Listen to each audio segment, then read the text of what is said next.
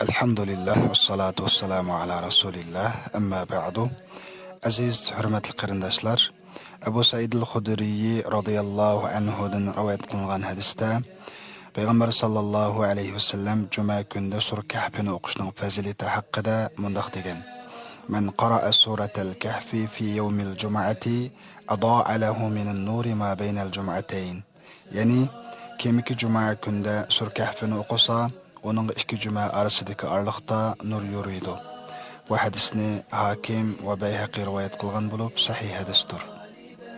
Hadisning muhim nuqtalari: birinchi, juma kunda cho'ng bo'lsin, kichik bo'lsin, er bo'lsin, ayol bo'lsin, muqim turayotgan kishi bo'lsin yoki safardagi kishi bo'lsin, sura Kahfni o'qigan bo'lsa, uning ikki juma oraliqida uning qalbida yoki qabrisida yoki mahshargohda nur yuritiladi. Yoki sura Kahfni o'qigan odamga ikki juma oraliqida nur yurib, u kishining gunohini asiyat qilishining oldi to'siladi. Ikkinchi, bu fazilatga erishish uchun juma kuni kechda yoki juma kuni kunduzda sura Kahfni to'liq o'qish lozim. Juma kunda sura Kahfni to'liq o'qimagan kishi bu fazilatga erisha olmaydi.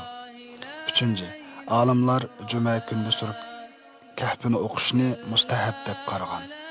To'rtinchi, sura Kahfni yod o'qisin yoki Qur'onga qarab o'qisin, o'xshashla juma kunda sura Kahfni o'qiganlikning fazilatiga erisha oladi. Aziz hurmatli qarindoshim, agar siz juma kunlikda sura Kahfni o'qishga imkon topa olsangiz, bu surani juma kunlikda o'qishni qo'ldan bermang. Agar o'qiy olmasangiz, bu hadisni sizning yaqin qarindoshlaringizga yetkazib qo'ying. Chunki payg'ambar sallallohu alayhi vasallam ad-dallu alal khayri kafa'ili. Boshqalarga yaxshilikni ko'rsatib qo'yg'ichi, yaxshilik qilg'uchiga o'xshash ajrga erishadi degan. Assalomu alaykum va rahmatullohi va barakatuh. Alhamdulillah.